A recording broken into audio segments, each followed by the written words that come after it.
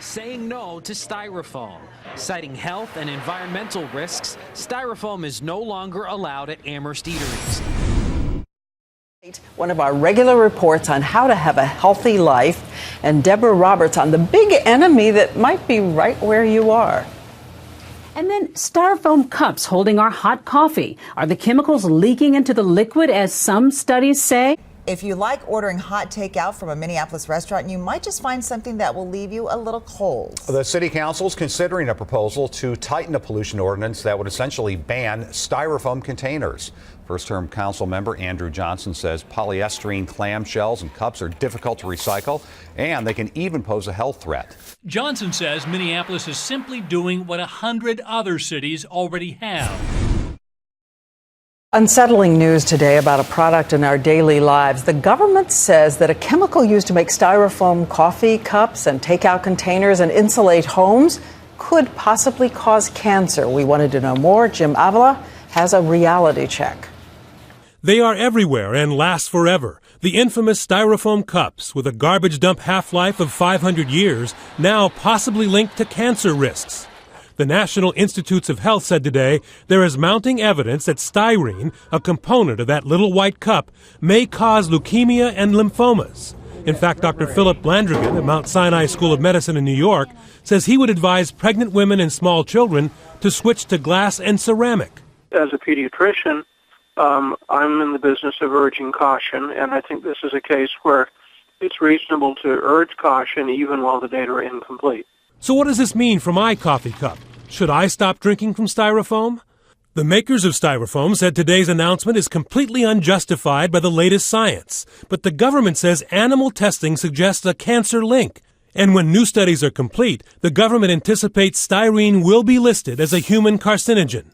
The doctors we talked to gave a qualified yes. Avoid styrofoam cups. Could hot drinks be more dangerous than cold in styrofoam? It's possible because a study has shown heat can cause more leaching of the chemicals into a drink. So why is the government telling me this? Dr. Landrigan again. It makes sense for people in their personal lives to minimize their exposure. So for now, it's coffee with care. Jim Avila, ABC News, New York. Products on Miami Beach will soon be a thing of the past. Hundreds of businesses, especially restaurants, will now have to do away with their styrofoam for things like drinks and takeout orders after a city ordinance was passed today. Local 10 News reporter Roger Losi joining us live now to fill us in on the details on this. Roger. Calvin, New York City, Washington, D.C., San Francisco, some of the major metropolitan areas around our country that have already banned styrofoam. Miami Beach is the first in Florida to take this stuff off the streets. Over the past few years, New York has said goodbye to a number of things. Well, now Bloomby is pushing another ban, looking to abolish something that is universally known to be hazardous to your health. Styrofoam, a closed-cell extruded polystyrene foam, currently made for thermal insulation. But due to the environmental repercussions, Mayor Bloomberg is pushing to ban the use of styrofoam in New York. This means no more cups, no more crates, no more sheets, containers, balls, blocks, coolers, rings, and most of all, no more packing peanuts.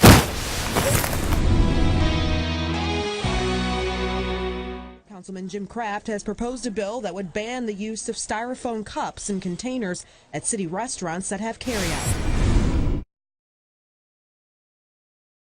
New at 5, 7 News asking questions about an idea to ban styrofoam-type products in the city of Boulder.